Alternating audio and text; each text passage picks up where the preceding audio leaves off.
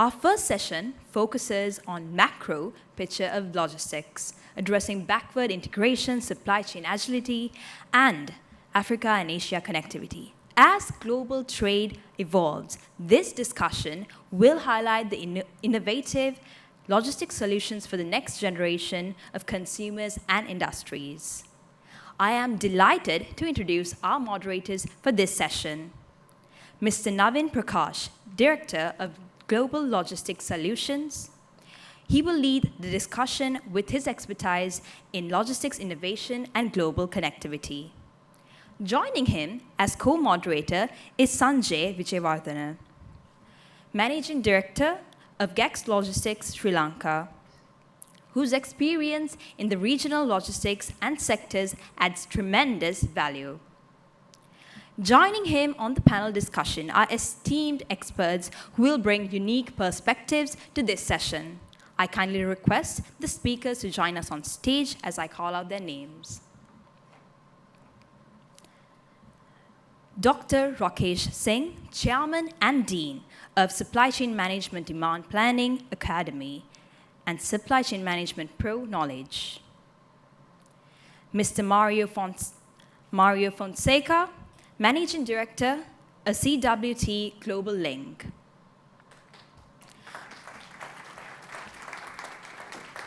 Mr. Gamini Kangara, Managing Director of Trico Global.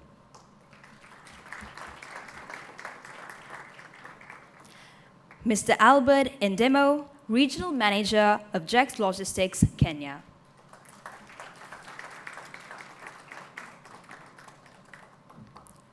Mr. Priyantha Punchiheva, Chairman, Freeport Operations Association.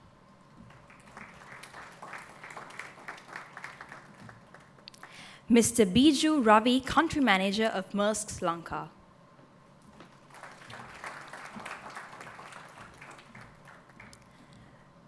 Ms. Tanya Vettamuni Polonovita, Group Director of Kerry Logistics Sri Lanka.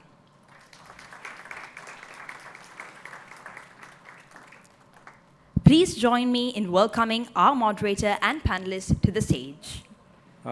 So to kickstart our panel discussion, it's quite varied, and we try to cover maximum points related to the emerging trends in logistics, number one. Number two is that trying to connect how Asia and Africa would be responding to these emerging trends. So as panelists, we tried to bring maximum points in our discussion, which would be benefiting the future generation who are coming into logistics. Of course, experts are always aware of the pointers and what we're going to discuss. But I think it's important that the hall would be filled with more students as we see the day progressing. And I would like to thank for all the members who would make it early. And it's so nice that at breakfast time we're having this meeting.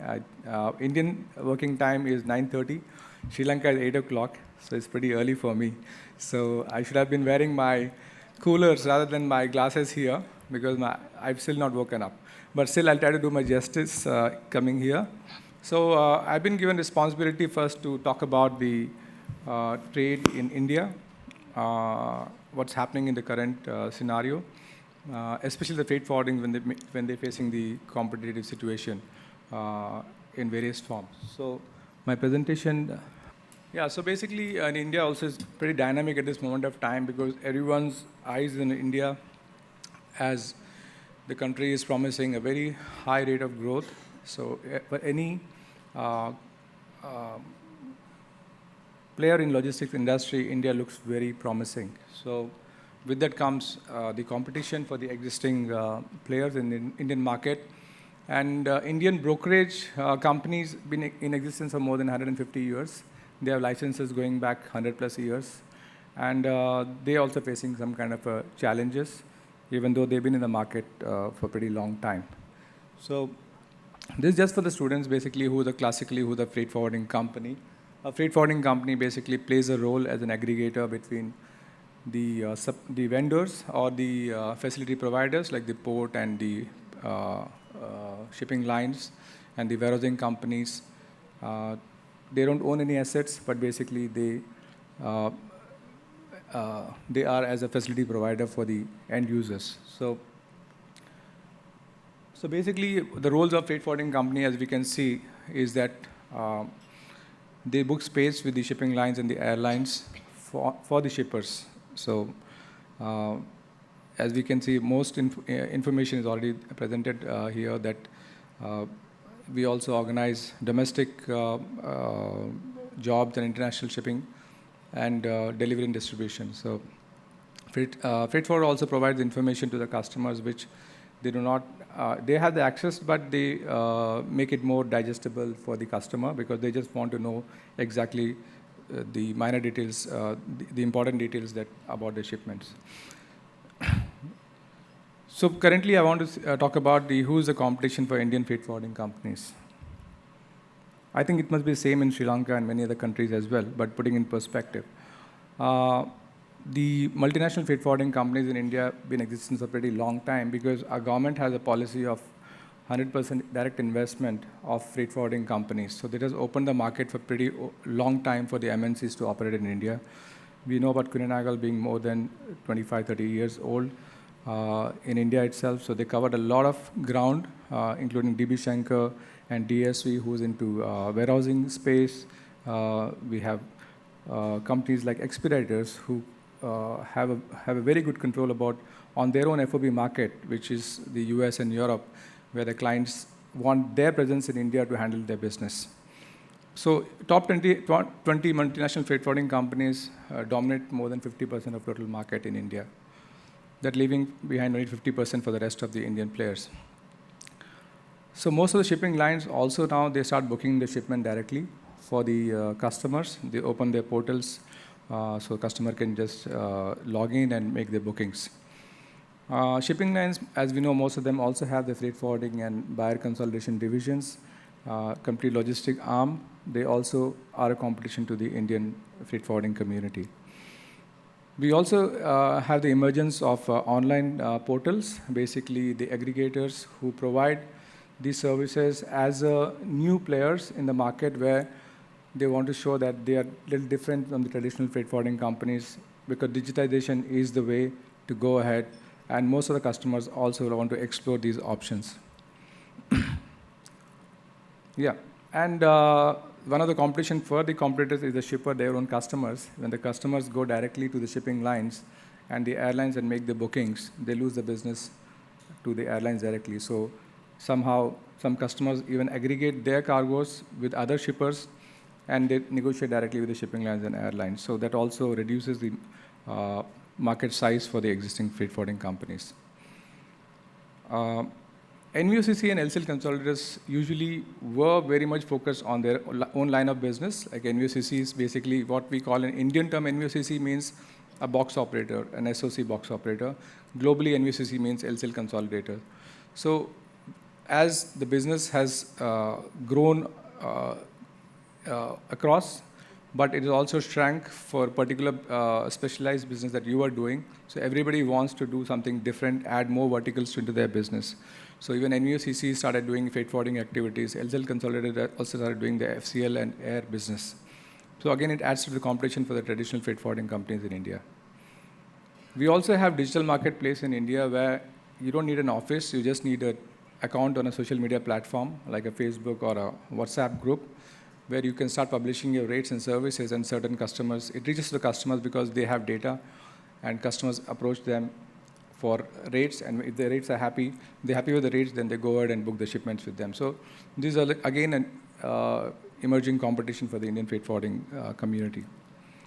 So obviously, when there's a competition, you think about how to overcome it, and certain steps that the Indian freight forwarders have taken, or I would suggest that they would be taking in future, how they would be beating the competition. So the saying goes that companies that solely focus on competition will die, that focus on the value creation will thrive. Obviously, every freight forwarding company has been in existence because they've been creating certain kind of value for their customers. Otherwise, this always has been very, very competitive market. So Every organization's dream as a freight forwarding company to print the biggest company's name behind a brochure, saying that these are my clients. And that was the mad rush which has brought the margins down, because these bigger customers always go for the RFQs and they go for the L1s. Obviously, it's exciting to have the brand behind your brochure, but the margins and the cash flow that gets stuck in this business is huge. So that's one of the reasons most customers are now focusing on the SME and MSME, small and medium-sized enterprises, which are being promoted a lot by the government of India, so that it can also generate employment, or a lot of shops are given to these firms. So we're budding exporters and importers who may not do a very large amount of shipments, but they are a big size at this moment of time. So the freight forwarding companies have shifted their focus from going for the larger organizations to the MSME companies. Most of the companies are building their online capabilities basically to compete with the digital aggregators and people who provide these services. So any freight forwarding company now, it's a standard feature for them to have a freight quote, booking platform, track and trace, websites, mobile apps. Almost every freight forwarding company in India is doing it without fail. So as we know that specialization is something which would make you a better competition, better than your competition, rather than being a journalist. And there is enough scope in Indian economy that if you focus on one particular commodity or a product, you can still be very good in your business. So you do not do all the products. We know organizations in India, freight forwarding companies, who focus only on pharmaceuticals. They're doing extremely well. They've gone specialized in a way that the GDP certifications and qualified staff, they've taken people from highly specialized education background, which earlier we wouldn't have hired them in logistic businesses.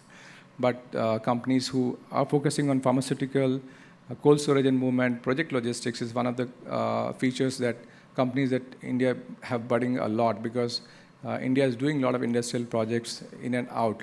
And this requires definitely an engineering background to ensure that the calculation is done properly, cargo storage is done properly, and they have a global exposure also and bring that skills to India. So project logistic companies have been budding. NVFCCs earlier used to buy only the general boxes, but they're getting more into the special boxes like flat racks and open tops. And one more area which is really growing a lot is the coastal shipping in India. So government is again giving a lot of shops, and a lot of policies have come up where earlier it was not so friendly for the Indian ship owners to operate their own vessels in India. But at this moment of time, we have seen a lot of traditional freight forwarding companies trying to move the cargo from east to west coast or east to east coast or wherever it is. So, for example, my company, we operate a coastal service between Chennai and Pondicherry, a very, very niche market of 90 nautical miles only, but that's what we got into it. And as a freight forwarding company, we are providing these services to our customer just to be ahead of the competition. So one more aspect that we will be covering also in our panel discussion also is that Indian freight forwarding companies are known now, some of them, only for a particular geographical trade lane that they operate into, either to USA alone or to South Latin America or to Africa. So this gives them a niche over the competition, that if you want to book Africa, they're the top 3 forwarders, you go to them. If you want to book to USA, they're top 4 forwarders, you go to them. So that's how you differentiate yourself from the journalists or the freight forwarding companies which used to do everything.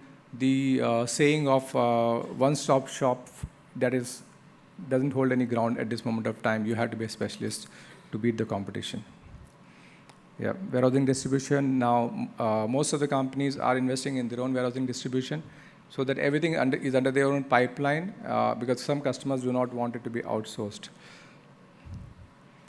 E-commerce deliveries and FBAs fulfilled by Amazon is a concept that is caught up in India for the last 5 years. Most of them are registering with Amazon to be their vendor in India, so that they do aggregation of all the supplies which goes to Amazon, not only into US but into Europe, in UK and other locations.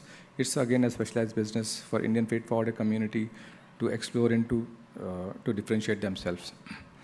LCL consolidation, we had traditionally, I would say 15 to 20 companies. Now we have 60 companies participating on a daily basis for this business. That means another 40 more enterprises getting into the business. Some of them have a freight forwarding background, but they diversified into LCL consolidation as well. One of the best way to beat competition is to have good people. So not only in your operations, but people who go to customers and sell your product to the clients. Branding, as you know, that is very, very important for us to stand out from the crowd. Most of the companies are investing in branding, either through social media or through a professional branding professional or a marketing company. So there's been a lot of investment. Earlier, it was only believed that word of mouth will take me get good business, but now everybody understands the importance of branding in India. So most of the freight forwarding companies in India, they participate in the international freight forwarding networks. There are, I think, more than 80 international freight forwarding networks. We heard names of like WCA, JC Trans, where 10,000 members are there. So it gives them another edge to get nominated businesses, not only going one-to-one to visit one country and one forwarder when they can meet almost 500 to 600 at one meeting in 4 days. So I would say that enhancing customer satisfaction becomes strategic and survival issue for any freight forwarder to stay competitive and build sustainability. So two of my favorite quotes about competition. Competition is always a good thing. It forces us to do our best. A monopoly renders people complacent and satisfied with mediocrity. So we all woken up from the mediocrity in Indian freight forwarding company, I would say 30 years back and 20 years back, and we are just specializing and getting better and better. This is my last quote. As my presentation ends, I think we would go ahead with our panel discussion. Thank you so much.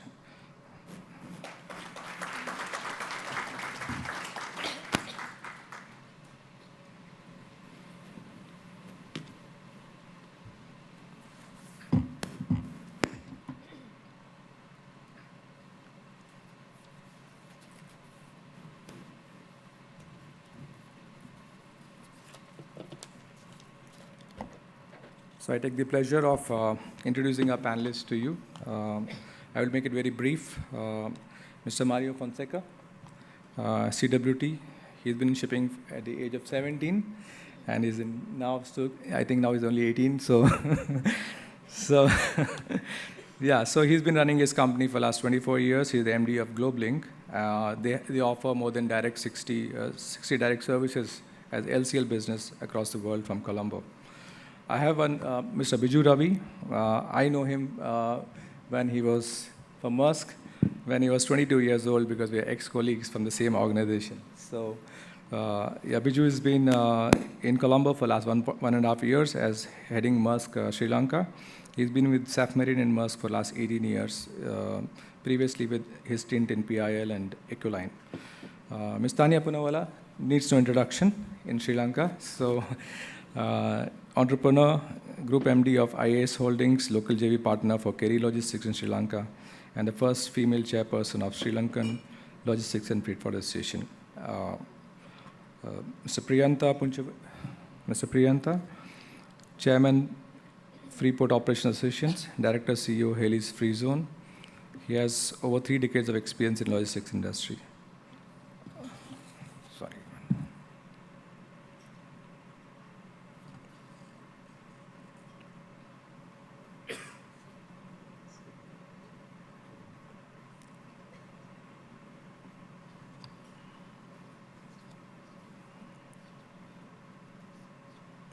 Mr. Rakesh, Chairman, Institute of Supply Chain Management, India. He's taught at IIM Calcutta and few other business schools in India, Singapore, Dubai, Europe, and I've consulted with a number of multinational Indian organizations. Mr. Albert, 20 years market experience in Dubai and East Africa, serving in various management positions in Aramex and Gex Logistics as logistics professional. Mr. Sanjay, 25 years experience in Sri Lanka, Singapore, Dubai, India, East Africa with Aramex, and co-founder of Gex with Ms. Manju in starting successful logistics startup in Africa and Sri Lanka. So I think I've done with the introduction. If I have left anybody, my apologies. Sanjay, done? Thank you so much. So we'll start with our panel discussions. Good morning, everyone. We are all happy to be here.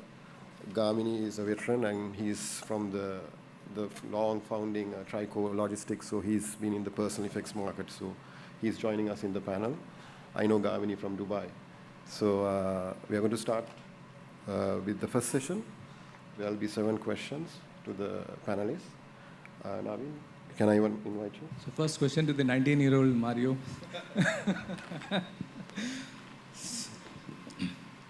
So Mario, how can logistic enterprises in Colombo leverage connectivity requirements between Africa and Asian manufacturers in fulfilling LCL consolidation, entreport opportunities with Sri Lanka as a logistics hub? So that's good morning to everyone. A very good question, and I would like to answer a little more in detail. We have the raw materials, we have the manufacturer, then we have the buyers, and then we have the consumer. So everyone has a bottom line, a P&L, which is the final. Anyone would like to have a good P&L. Logistics providers come into this from bringing raw material to the manufacturer, so from manufacturer to the buyer and to the consumer. So in logistics, if you say logistics, it falls under shipping by sea or by air. So if you take transportation, the quickest way to do this is definitely by air.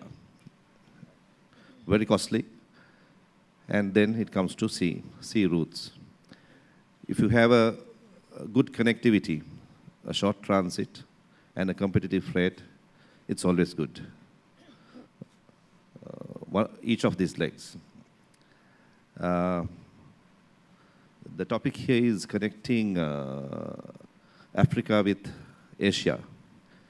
I think we can go even further connecting parts of Africa. If you take Africa, the second largest continent in the world, in excess of 1.4 billion people, if I'm correct there, I can be corrected.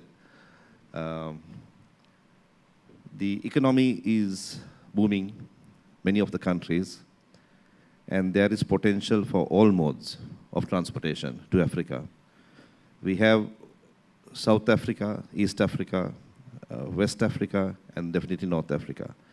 Each of these parts of the continent is served by different hubs. If you take North Africa, it used to be Hamburg, still Hamburg, but there are emerging hubs like Barcelona, and even ports in North Africa itself. If you take South Africa, definitely Colombo is having good connectivity, but Durban is also a transshipment port. If you take East Africa, Dubai is the best at the moment. Western Africa, northwest would be through Europe. Southern west would be still Colombo or Singapore would be the hubs serving these ports by shipping routes. We have the landlocked countries in Africa, 50 plus countries in total. So the landlocked countries will also route through one of those hubs in those areas. So Colombo to connect, I think, would be taking South Africa, and a little bit of Southwest Africa, because we have the best transits there. If you take the nautical miles from Colombo, we have the best transits, provided we have the services. So what we are lacking in Colombo, I can see, is the manufacturer in East India, Bangladesh, and also countries in Asia, like Myanmar, Cambodia, Burma, are ports which can use Colombo as a hub. But are we having those connectivity from these ports into Colombo as a hub? We are not. Even from our closest port, Chennai, we are having very limited sailings, feeder services. Bangladesh as well, very limited sailings. Of course, we don't hear anything from other ports. Maybe Kolkata is there. but also a weekly service to Colombo. We do not have the connectivity to Colombo to be a hub. This is mainly because our feeder services are quite limited, as very unluckily Sri Lanka does not have its own feeder line. So naturally, when you don't have a feeder line, you don't get your volumes. But there is always good. We have some terminals coming up, starting from JCT, SAGT, very recently CICT, and CWIT now. So invested by countries which has volume. So it is the part of the administrator or the government to work out regular routes, I mean regular sailings to Colombo. If we want to make Colombo a hub and go from our 7 million TEUs to exit more. So we need that volume coming into Colombo. And also you need a connection from Colombo. Again, we lack services into South Africa. We do have a service. East Africa, we lack services. Just monopolized services we have from Colombo. We need to increase the connectivity for a service, a hub to improve. So on consolidation, definitely consolidation is done when the buying power is less in a country. So when consolidation comes in, you need those routes into Colombo. We do have from Asia, China, Europe. Even Europe use Colombo as a hub for East Africa, Western Africa at times, which is very important to increase our volume and connectivity on a weekly basis. In consolidation, it's always on volume. So you have 35 cubic meters, you're going to lose a lot of money doing a 40. So you have to always hit over 60 CBM to have a service which is beneficial for the shipper and the customer. So Colombo being a hub, and there are many other players like hub activity, warehousing, transportation, all that, these are back services that we need for Colombo to thrive. So at the moment, I think Colombo has direct services as LCL consolidation to Kenya, to Tanzania, to Durban, to Mauritius, to Ghana, to Lagos, as well as there are possibilities of doing many other ports, even inland ports like Kampala can be done through Colombo, as Kampala is a gate, Mumbai is a gateway for Kampala. And for this to thrive, we need to invest on good warehousing, IT, as well as bringing costs down on first legs into Sri Lanka, as well as competitive services, because monopolization on a service will not allow you to thrive as a hub. So this is, in general, the little bit of knowledge that I have. Naveen. Now, I do remember when in 1997, Colombo became a transshipment hub for LCL cargoes from India. We used to send a lot of cargoes. And I particularly remember that you had called African delegation to Colombo of all the consolidators to use Colombo as a transshipment hub. And I'm very sure, because India has become, the volumes have increased. So we've been skipping Colombo and we're having our own direct services to across Africa from either from Chennai or from Nhava Sheva. And also our customs regulations have been relaxed that we can do intercarting of cargo from any port to any port in India. That means we can send the cargoes to Africa, for Africa, the ports which we do not serve from Chennai, Kolkata, and Cochin, even from our CFS to Nhava Sheva CFS, and we can still do the consolidation there. I think that's one of the reasons that you must have lost some business from India. But I do believe that, as you said, certain other countries which you cannot consolidate their own cargoes, for them, Colombo is still a high potential area where they can do the LCL groupage.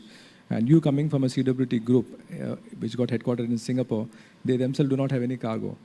But it's one of the biggest LCL consolidators there in Singapore. I mean, you're also one of the biggest in Colombo, but I think the potential is really huge. So, I mean, I hope, as you said, certain changes from the government and from the port infrastructure improvement, it would definitely be a most efficient hub for Africa.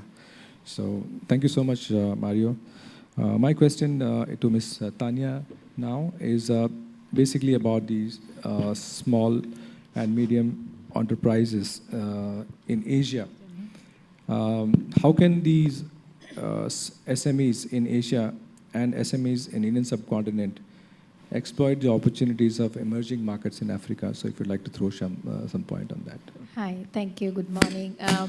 It's a good question to have. Myself being an entrepreneur, it's very interesting to look at how we can support the SMEs. If you look at Africa consists of 2,000 languages and cultures and 54 vibrant nations, and it has a very fast-growing middle class, which then who's looking for new products and new services which they never enjoyed before. So I think for SMEs, it's a very, very lucrative market to look at. If they go earlier, they can probably look at producing in a smaller scale than looking at Europe or USA in a mass scale, because it will be a good entry for SMEs to look at this fast-growing nation. But saying that, I think what is relevant for the SMEs today to look at, do a proper market research, because the consumer behavior in these growing markets are changing rapidly. The consumers are demanding a lot of different things at their doorsteps because they never had the opportunity before to explore such opportunities. So research is very important. We heard all the time that digitalization, so getting the right platforms to develop your branding and create the awareness in a shorter period of time, it's also paramount. The second thing is the acquired talent at the ground level, because that's also important, because when you go to a new market, you have to understand the culture, the behavior, and also the regulatory requirements that one cannot forget. It's paramount. So it's good to have the local talent getting involved. If you have the opportunity, it's also important to look at in a market like Africa to have a collaboration and partnership, because it's not an easy market. Even though it's growing, it's not an easy market. It's a 54 nations and different cultures that we are looking at. So if you have an opportunity to create a partnership with local, collaborative partnership with the local institute, that will help SMEs definitely. And also what is important to look at sustainability. We are all talking about sustainability, so it's also important to have the compliances and sustainability even from the beginning.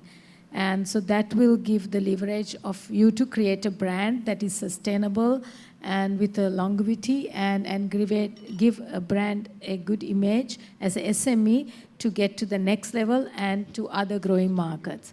So I think SMEs has a great opportunity in this great nation, and one should look at very positively. Thank you so much. Just a follow-up question on that. You've been representing a lot of multinational companies over your career in Sri Lanka. So in that way, if somebody sitting from Africa or want to go to Africa, what can they learn from you and ensure, to represent these multinationals in Africa? So what qualities they should have as a youngster? I'm not talking about the companies here, but any youngster here who want to say, okay, I'm going to take a flight to Africa, because that's what it's going to do. So. Right. First, the passion. If you're passionate about it, you will find ways and means of getting things done. Second thing is to understand and also be creative. I saw you put a quote from Edward de Bono. It says creativity is the important thing, right? Not look at what is your competition doing. So if you want to get into a new market, be creative. First understand the market behavior, what lacks in that market and what are the gaps in that market. Find the right partner. That's very important. Credible, right partner. Don't take shortcuts. Doing businesses. I heard Victoria Beckham recently saying that she started her fashion line in 2008. Just now she started making money. So don't look at shortcuts to make money, but look at longevity, creating a brand, and find the right partner and understand the market before you get into it, right? And it won't be an easy road, but it's a hard one. But if you are committed and if you have the right passion and a vision, and if you are creative and if you understand, I'm sure in any market, not just Africa, even if you want to start a business here today as SME or go to the larger markets, you will be successful. Thank you so much, Ms. Tanya. So my next question is to Mr. Biju.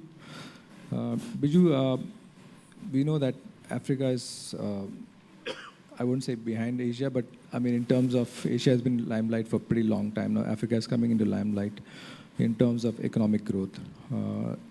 So how would a logistics service provider or a aggregator or a CFS operator or port operations company, how can an Asian company can make use of these opportunities in Africa? Because we know Europe and US, Europe mostly, they always start looking for the market outside because they think it's already saturated. But in Asia, we're busy in our own countries because it's growing so fast.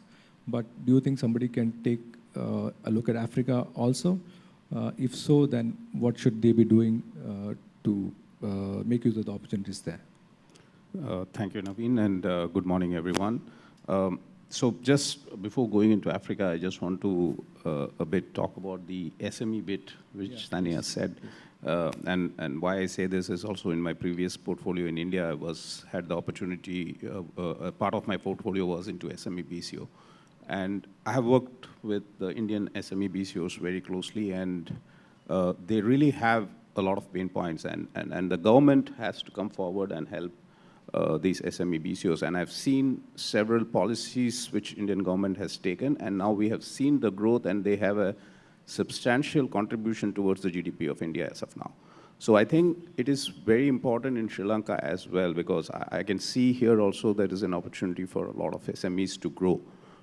We need to create that kind of a business environment where government should come up with policies such as trade finance.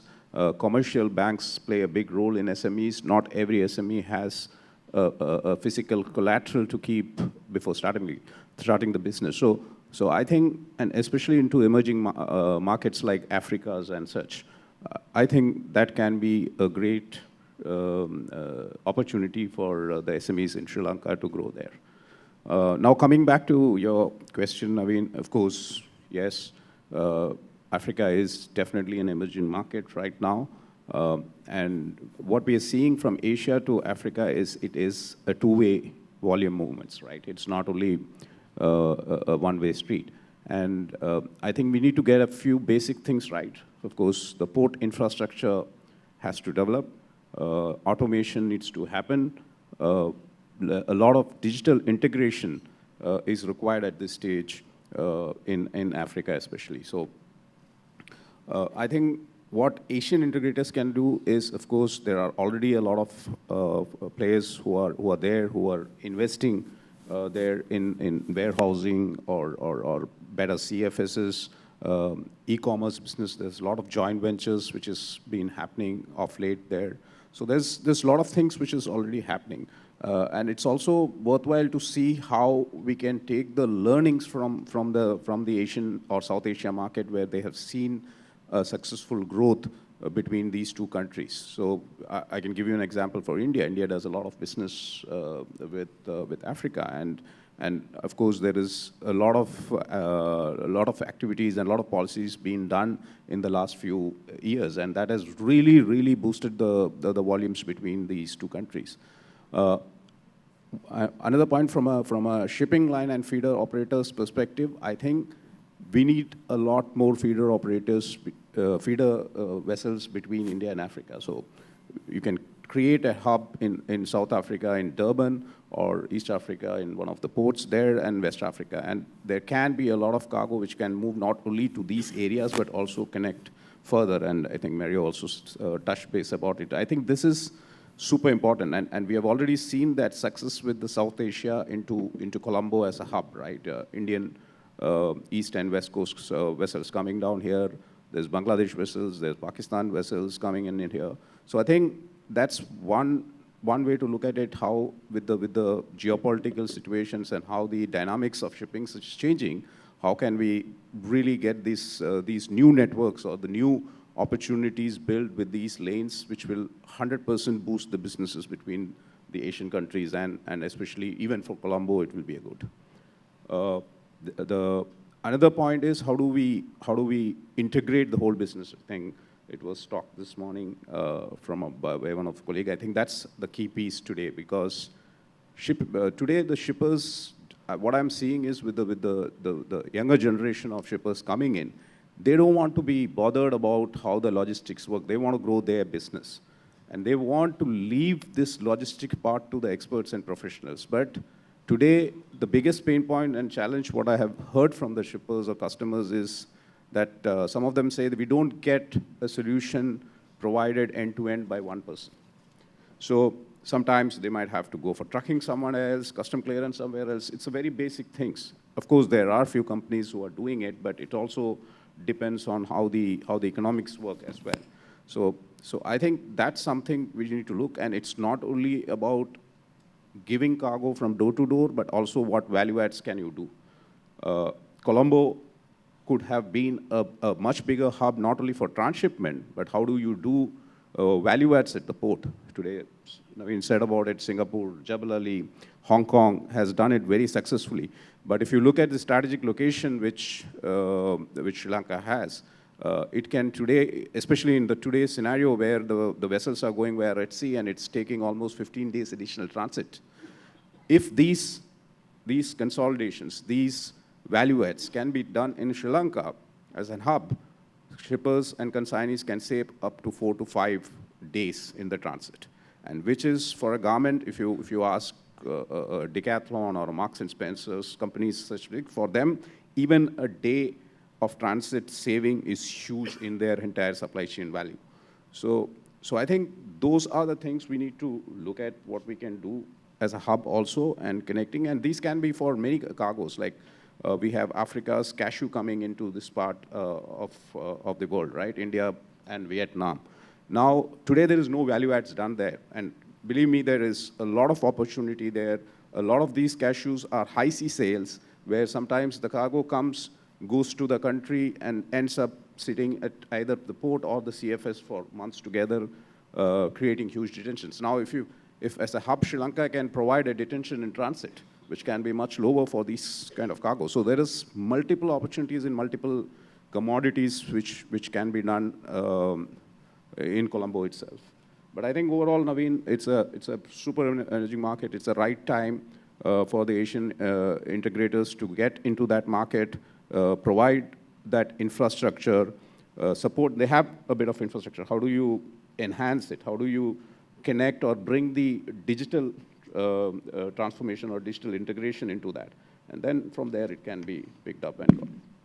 Thank you, Viju. So you already set the tone for my next two questions. Mr. Priyantha, now what Viju said is about finding an alternative hub.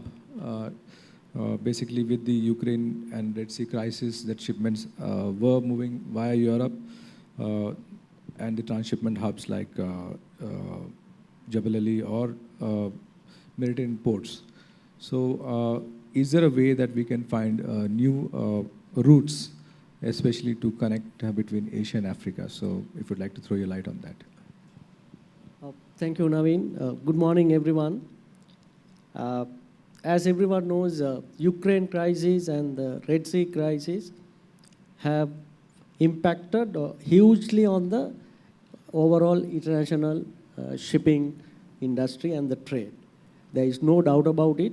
All of us, all of you all who had been here for last 1.5 days have heard about this topic a lot. So I'm not going into detail of the crisis of Ukraine and Red Sea, but I will touch on the opportunities. So what had happened as a result of this crisis, especially to the African and the Indian subcontinent markets. So by default, what happened was it created a huge opportunity to compete or to replace all these ports in the Mediterranean and the Gulf as a result of these two crises. So especially Africa and how that opportunity was created, if you take Africa and Indian subcontinent ports, geographically, by nature, our locations are in the main shipping routes. So that added advantage or the competitive advantage is created with our geographical locations of these two regions. That's Indian subcontinent and the Africa. So, but only thing is, you can't wait without doing anything just because of we have the competitive advantage of the geographical location. So there are a lot of things as two regions that we have to focus on. I will touch on few areas. Mainly, if you take, I think, Mario, Biju, everybody touched on the development side. So I also would like to touch on the infrastructure, port infrastructure and capacity improvement side. If you really want to compete, or rather, more than competing, making use of this opportunity created. So Africa and Asia, Indian subcontinent, if you take, Africa is below Asia, rather behind Asia as far as the logistics is concerned. Indian subcontinent has more than 1.5 billion population. Tanya mentioned Africa has 1.2 billion. So as a market itself, it's huge. It's much bigger than Africa. But it's not the size. When you put two markets or the regions together, so there are so much of opportunities for the development. As most of the countries in these two regions are developing countries. If you take Africa and Indian subcontinents, right now what's the ports are basically seeking for some foreign aids or the FDIs. So if you take Sri Lanka, classic example. So India is one more. So how can they improve the port and the port infrastructure and the capacity? So they have to introduce capacity improvement plans, especially with technology, introduction of technology.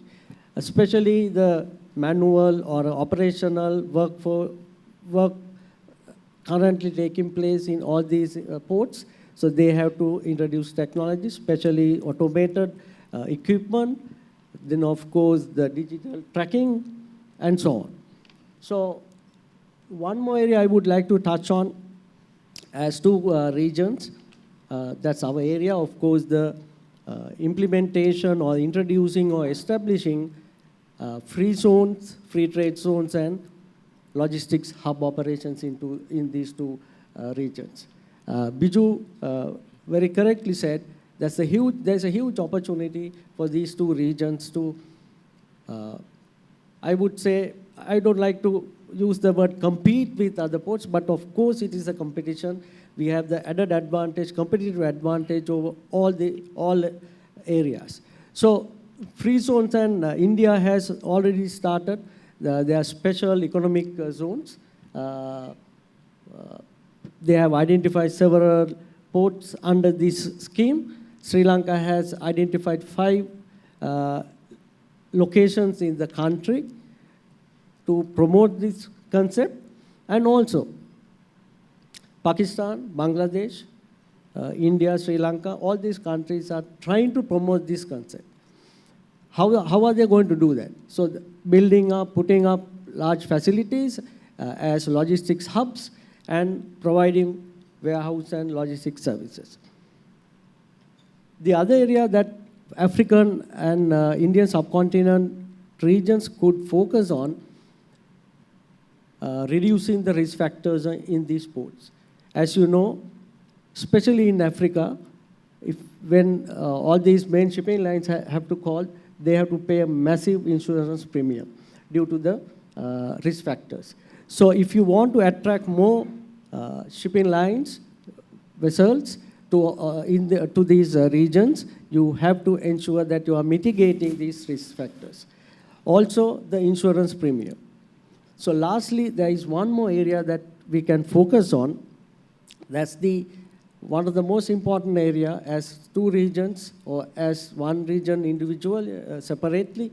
They can focus on integration and collaboration. So all these countries, if you put Africa, East, West, North, South African countries, so they can promote the African region as one, doing their marketing promotions as a region, not as individual countries. So you take India subcontinent countries, India, Sri Lanka, Pakistan, Bangladesh, we can do a lot to promote this region, especially focusing as a logistics hub. So these are the few areas I would like to share with you all, how we can make use of the situation created from the Red Sea and the Ukrainian war. Thank you, thanks a lot. So, Mr. Rakesh, coming to you, as Mr. Biju and Mrs. Sanjay both touched upon the topic of digitization, technology, and the challenges of adaptation in Africa, comparatively to what Asia as a whole has jumped on the bandwagon, and you can see there's so much of very fast progress of adaptation of digitization and technology. So I would like to throw some light in comparison, or also what are the challenges are in Africa, which we foresee maybe the good things happening, but it's not being showcased. So I think also you wanted me to focus on e-commerce in Africa. yes, of course, yeah. So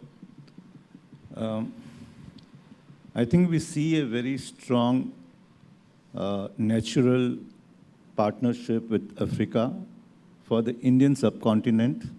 And there's a lot of connectivity issues that exist, primarily for reasons of infrastructure. I think every one of you have brought about those points in a big detail. I thought I will just speak about within Africa and what are the global and e-commerce trends that are happening that's making this as a very interesting place. Also a very challenging place like India or any other country when you start looking inside a country. If you see e-commerce from a very aggregate perspective, it's growing very fast in Africa. Post-COVID, the adoption has been amazing.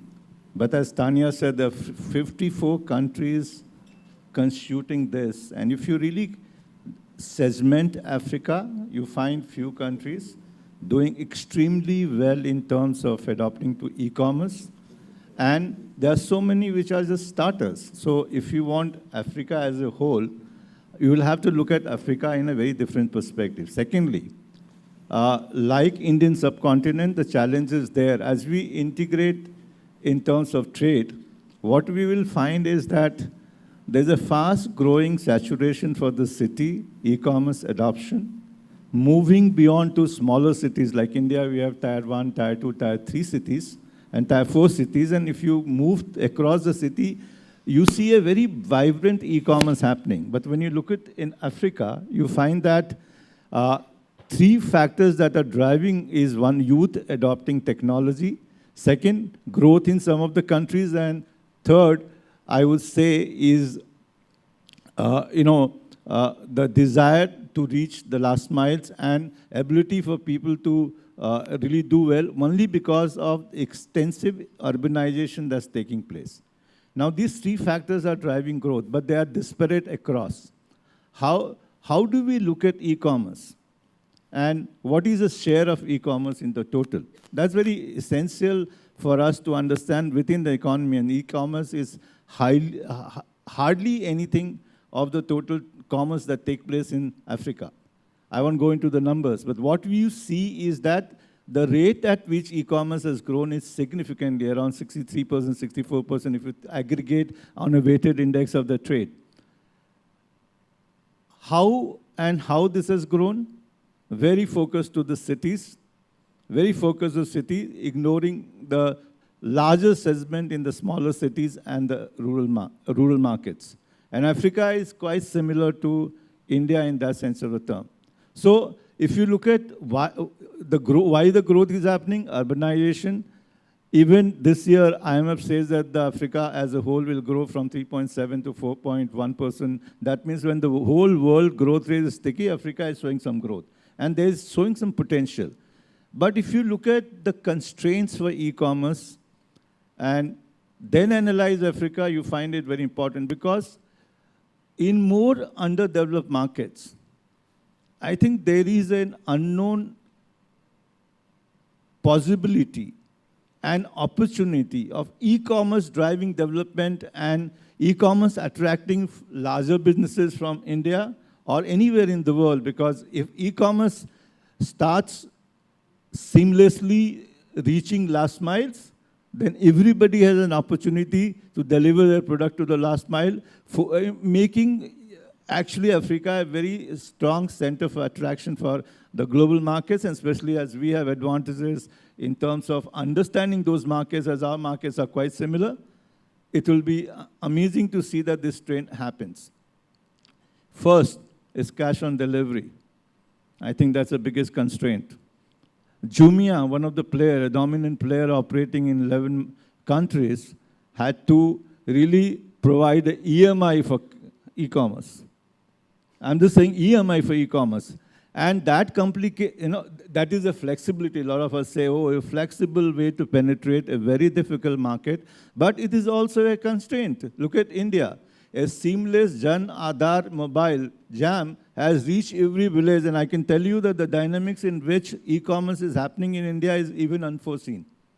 And the way it will emerge because of digital payments is going to be this. So one of the biggest constraints when you want to be, it's very good to have amazing amount of shipping line and this thing, but if you do not have the market growing, then the relationship between the shipping line and the markets is going to be distorted. And this is significantly changed. Second, I think Africa poses a very, very strong challenge for e-commerce and for growth.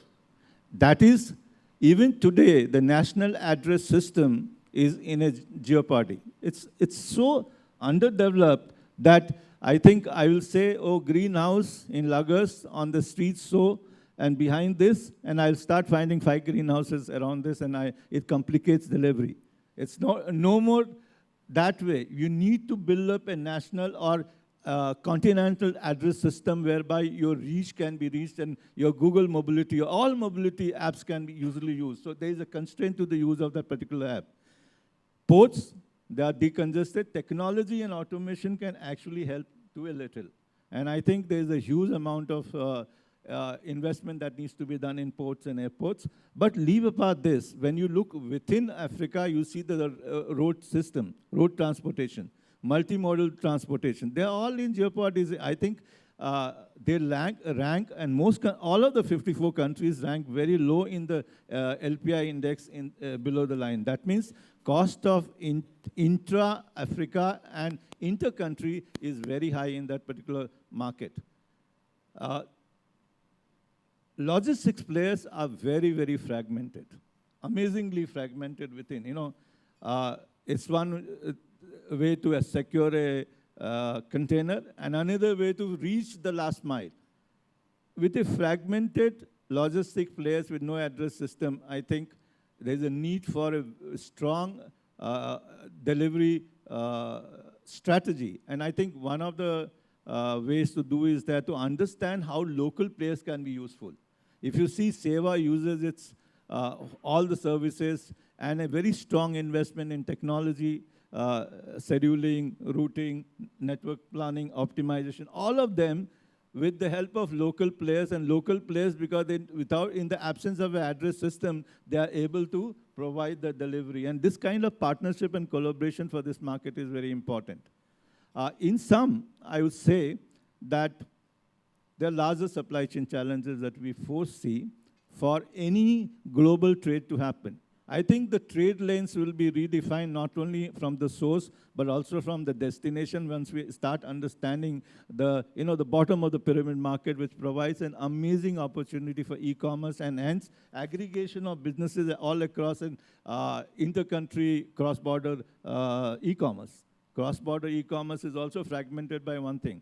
If you see the customs dynamics, the custom rates across these 54 countries provides so many of complications, creating uncertainty to your cost and hence uncertainty to the market. So I would say that a very strong intra-country associations and efforts are needed for Africa to become the darling of all in the future. I thought I'll play a contrarian view. As if I'm the only odd man out, everybody is from practice, and I just teach. So I thought I'll profess. And, and I said, I thought this is something which really needs to be taken care of if Africa has to become the darling of Indian subcontinent. Thank you. Thank you so much. And I would say that you really did profess my next question to my panelist Sanjay. As we know that Africa is a huge continent, and the challenges that we face for a huge country cannot be answered as challenges for one country, but if you can divide in regions, as Biju did that in his previous talk, that east, west, north, and south. So if Africa can be segregated in this particular 4 regions, can they be hubs by itself, these 4 regions, and how they would connect the whole Africa for us to address our requirements as a logistics service provider, and for our customers and the African customers. So how would you like to answer that, Sanjay? Thank you, Nalin. When I start talking about Africa, I just want to go back about 15 years ago when I had to move from Dubai to Uganda. The only thing which I remember was the movies I saw about Idi Amin, so between India and Sri Lanka. And they fulfill part of their requirements within the region, so it creates the opportunity for infrastructure to move between the region by rail, by road, and by air. So all the services in terms of logistic services are available.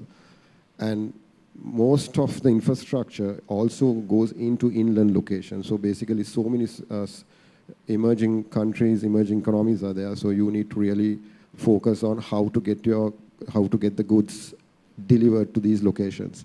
Now that was the interesting thing for me, because I have seen the United Nations, the USAID, the World Food Program, the WHO, all these guys operating in these regions, delivering aid material. And the challenge the continent has is the logistics, the inland logistics. So the primary service provider in Africa has been a French company, that's Bolloré, now currently goes as AGL, which was invested by MSC last year. They acquired the stake there.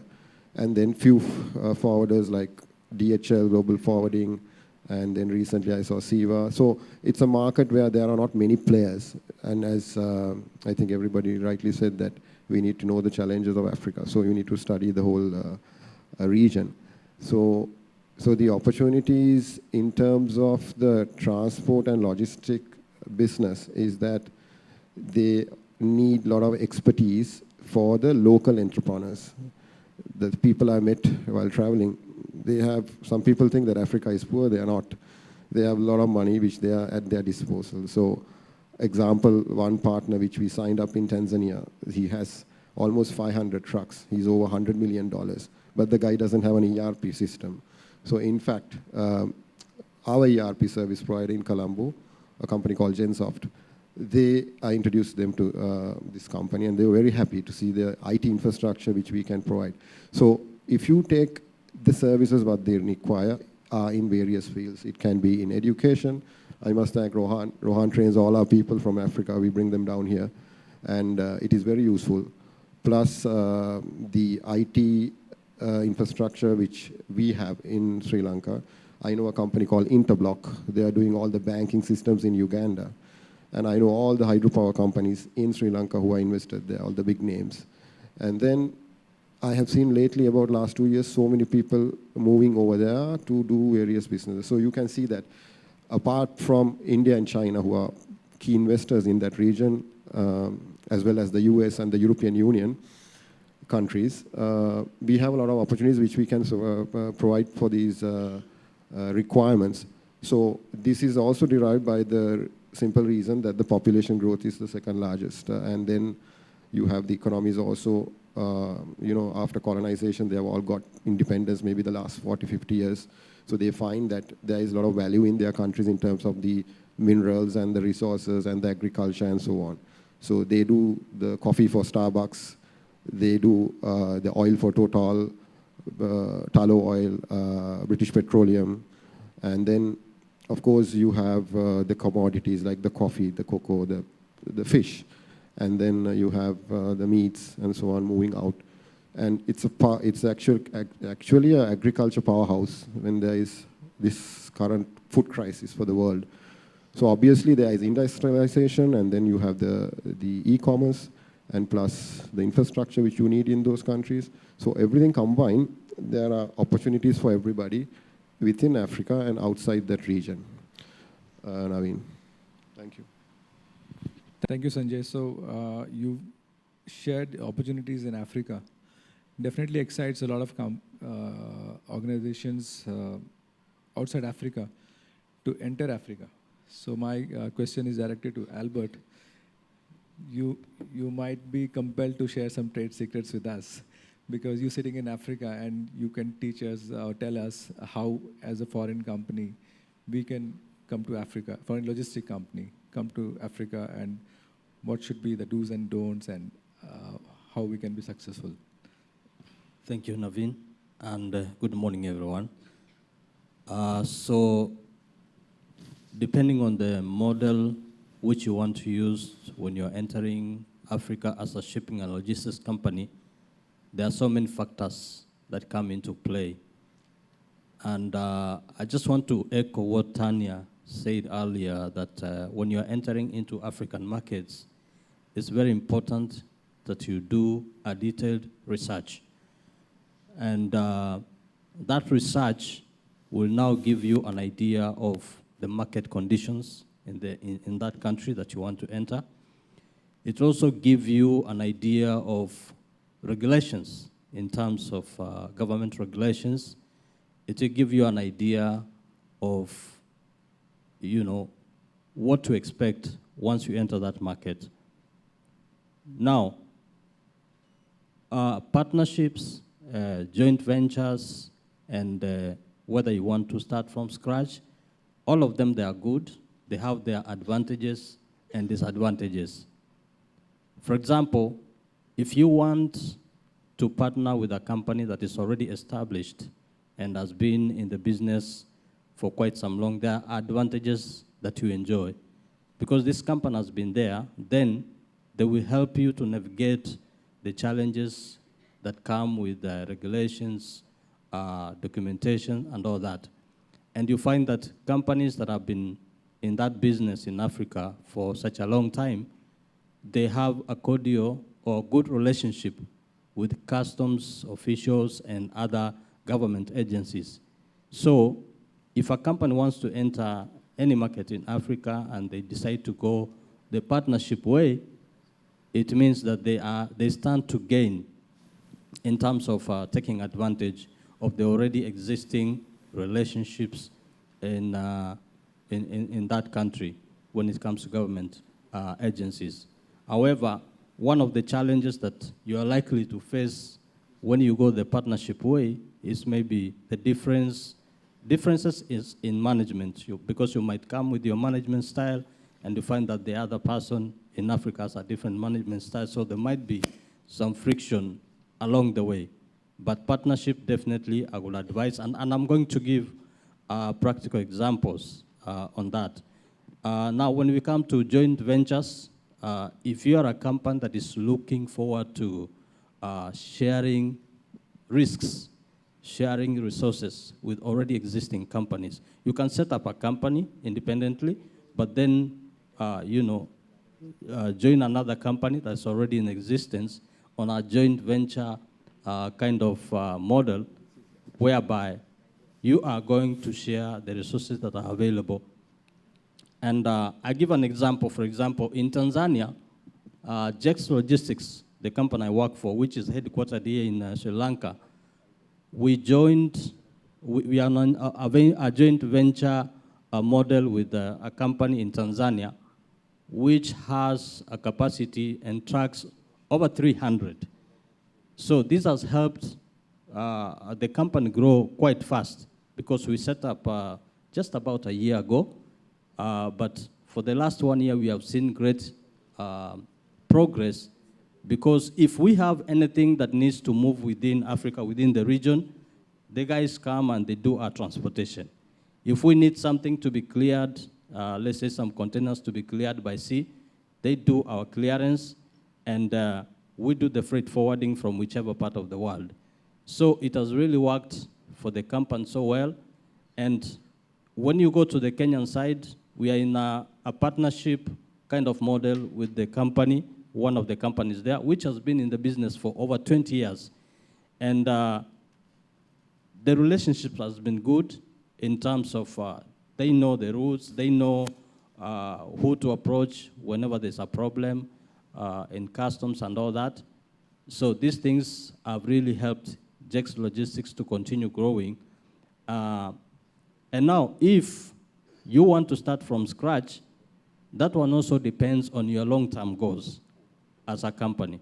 Companies that are well established and they already have a brand in the market, they might find that to be a good option for them.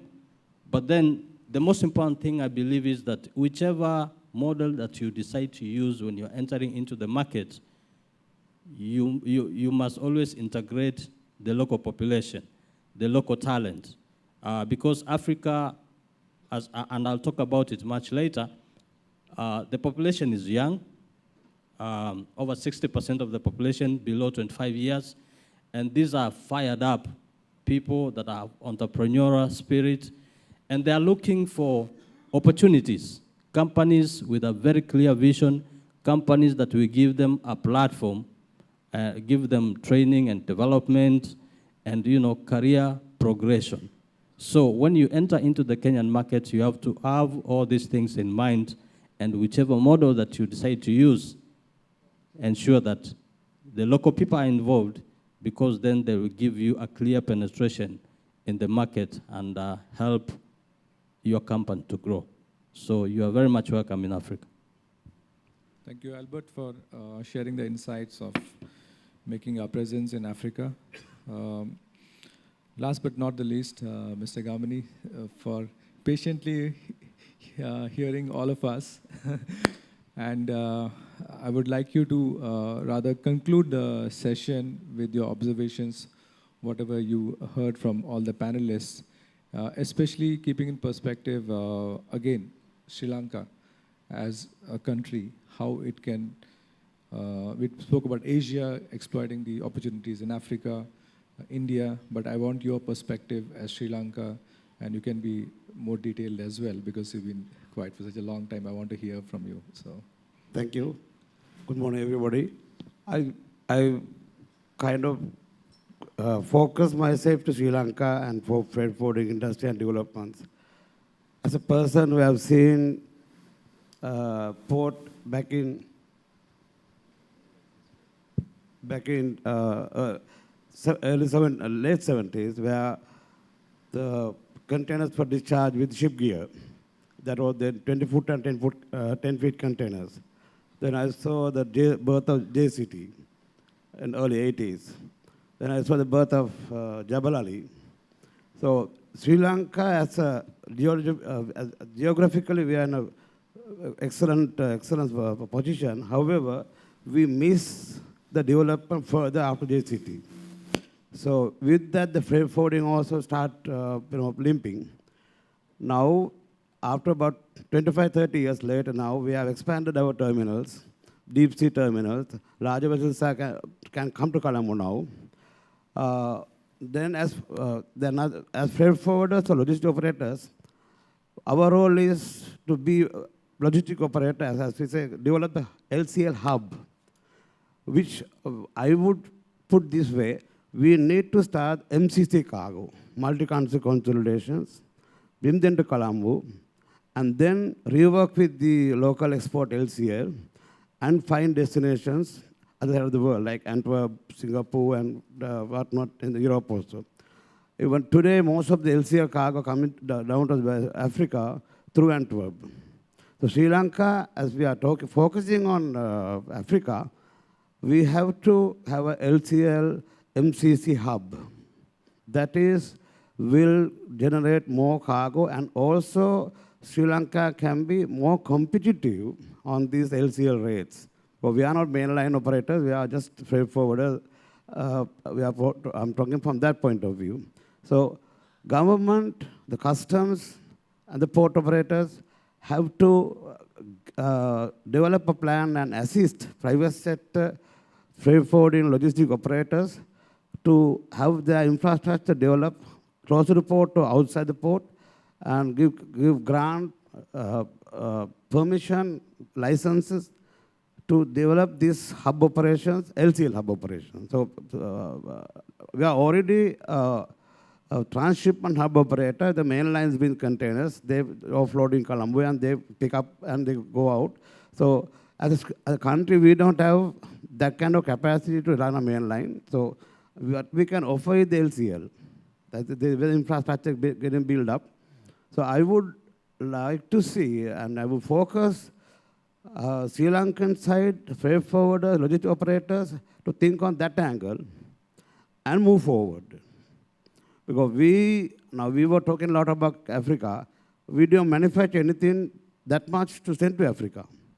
But we, as a service, and since we are involved in the maritime industry, what we can do is capitalize the present port development and airport development, and then generate cargo as MCC as well as local, and then cater the world and move forward. That is the best way that Sri Lanka can move forward in the industry. And like Jabal Ali, they do a lot of MCC. They don't manufacture anything. Now only they start manufacturing. Singapore do a lot of MCC. They don't manufacture anything. They all handle other third-party cargo. So Sri Lanka also should focus on that angle to move forward. And we can always talk about what is happening in the world. But that doesn't bring any business to Sri Lanka. So we'll have to find our own way out. And we lost about 30 years in the race because of the war and et cetera, et cetera. So now we are starting again. So we are going to a bad patch of economy. So we'll recover everything and move forward. So I would take this opportunity to address the forum of Sri Lankans, freight forwarders and logistic operators concerned. Let's work on that basis and that path and move forward and working with the agency network worldwide. Thank you. Thank you so much, sir. So now we leave the forum open for the Q&A. We have time for 3 to 4 questions, followed by a presentation by Mr. Albert about Africa. So please stay back for the session to conclude. But before that, we're open to take questions. Anybody there?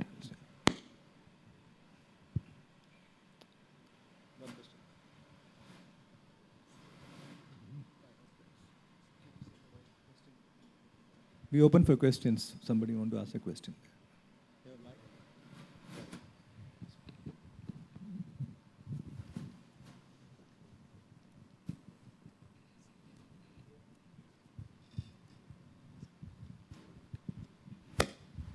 I am Dulita from University of Moratuwa. What I want to ask from the panel is, with the opportunity in LCL and MCC operations in Sri Lanka, what kind of potential do you see in building a proper dry port within the Sri Lanka with multimodal connectivity, and as a larger country which has a huge market and many seaports than us, what kind of potential do you see in India in dry ports, maybe to connect those seaports and to add value to the cargo? And from the point of view of Africa, which is a region with many landlocked countries and less connectivity, what kind of application do you see in dry ports in the African region?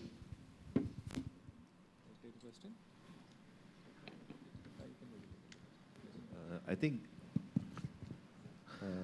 currently Colombo already has connections from Colombo to major 7 ports in Africa on a weekly basis, handling multi-country consolidation. It is not still open for many players, but maybe one or two consolidators currently operate direct consolidation to Mombasa, Dar es Salaam, Lagos. I think I said this earlier as well. Bringing in third-party countries from China, South China, North China, Asia, India, even Mumbai used to bring down to Colombo, but now it's a direct market. So it is not losing your volume, but we are encouraging new markets to close direct into African ports. But the potential is more. The infrastructure, as Mr. Gamini was also talking about the infrastructure, we don't have the infrastructure still inside port, because flow of cargo should be fast. You cannot have blockages when the cargo moves out of the port for value addition or multi-country consolidation. It is a difficult thing and it's very costly. So working inside the port, if the port can develop, maybe the terminals can develop multi-storied warehousing for multi-country consolidation, not alone that, as well as value addition. Colombo can thrive being a service provider to Africa. And not only by sea, we could even have air connection, because getting into Africa and Central Africa is not easy, because passing through many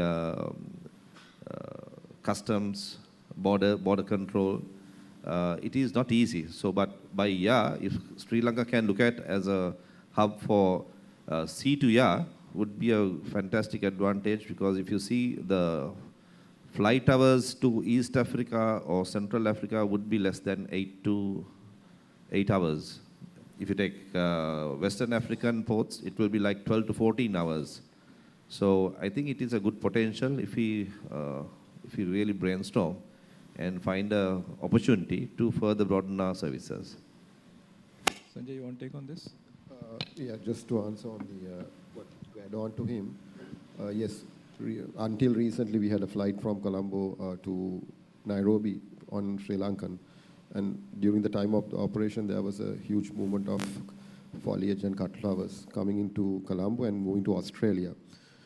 So, you know, there is, as he said, a big opening. And let's say, example, if you connect to Addis Ababa with the interline agreement on air cargo, there is Ethiopian moving the largest number of flights within African region, plus they're a global player.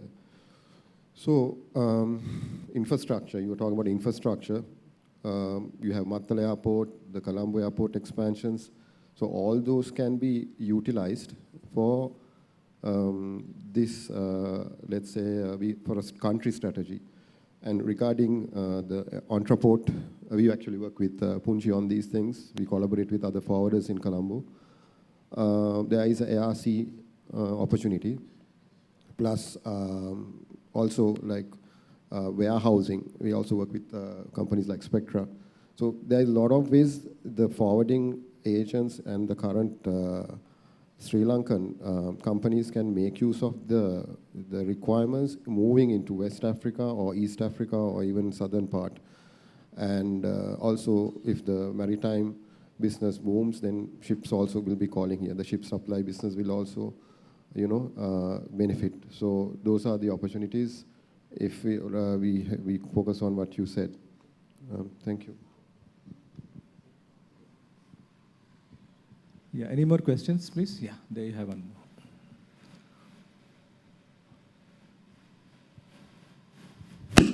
Good morning, everyone. I'm Kalani Dasanayaka from SAGT. My question is actually for Mr. Ravi. You spoke about seasonal cargo from Africa, and we have seen over the years that there are many services which are dedicated to the seasonal cargo throughout the years. But I just want to check, now we know Maersk have a coastal facility at South Africa, but is there any other warehousing complexes by Maersk or any other shipping line on the other major ports in Africa? Thank you for that question. Yes, so Maersk has been investing in warehouses across the world. We have around 120 warehouses now globally. in a short period of last 3 to 5 years. So Africa is definitely one of the areas where we're looking at. South Africa is today the biggest, of course, in East. We have very recently had a very small 100,000 square feet of warehouse. West Africa is something we are still working on with this, but I think the major focus will be in South Africa because it can also has the potential to become the hub and then further carry the cargo into other parts of Africa as well. So that's where we are. One last question before. Yeah, there's one question there. One person, last. In that corner.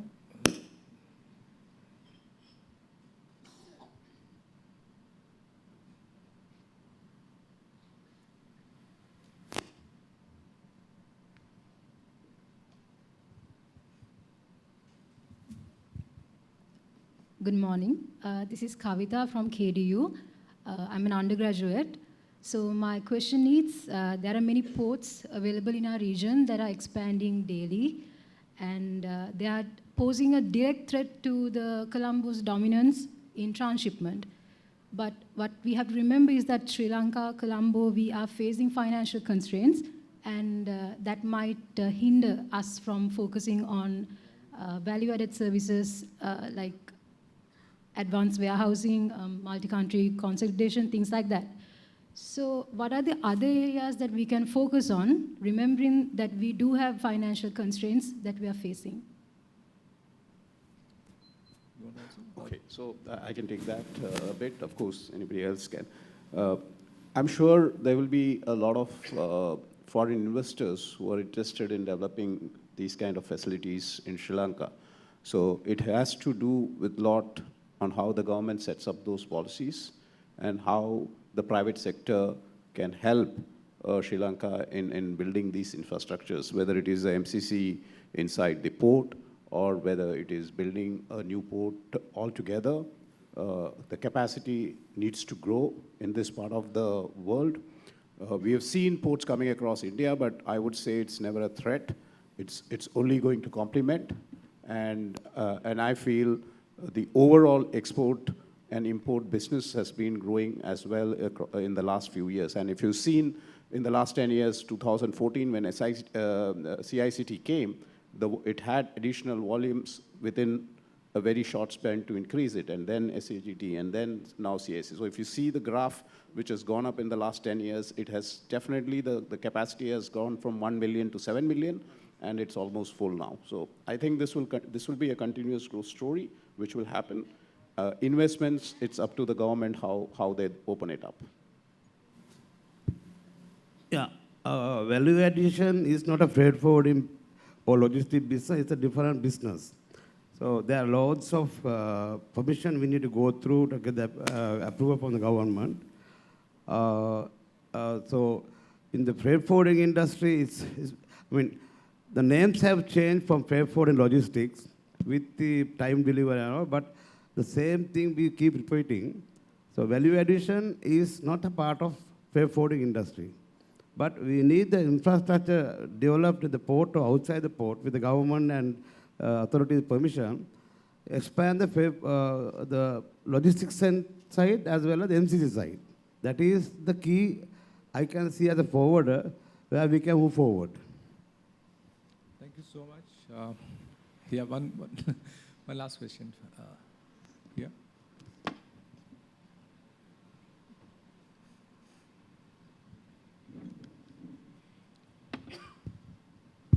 Sorry, I didn't want to take up the space of all these students. I'm really encouraged by the questions that are coming from the universities.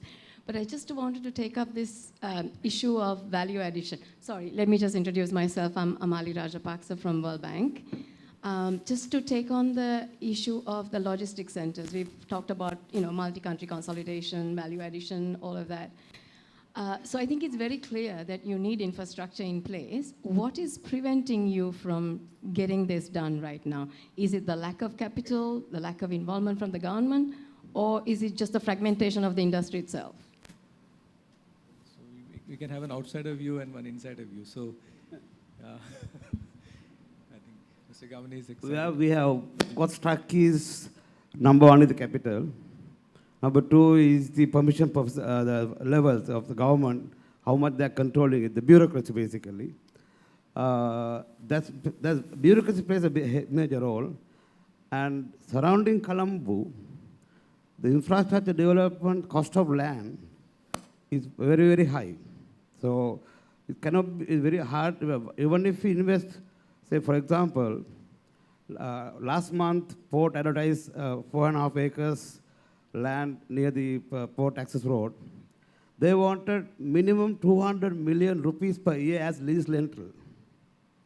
So as a private sector logistic operators, if you have to pay a lease rental of 200 million, how are we, it will take 2 to 3 years to complete the project of warehousing or whatever it is.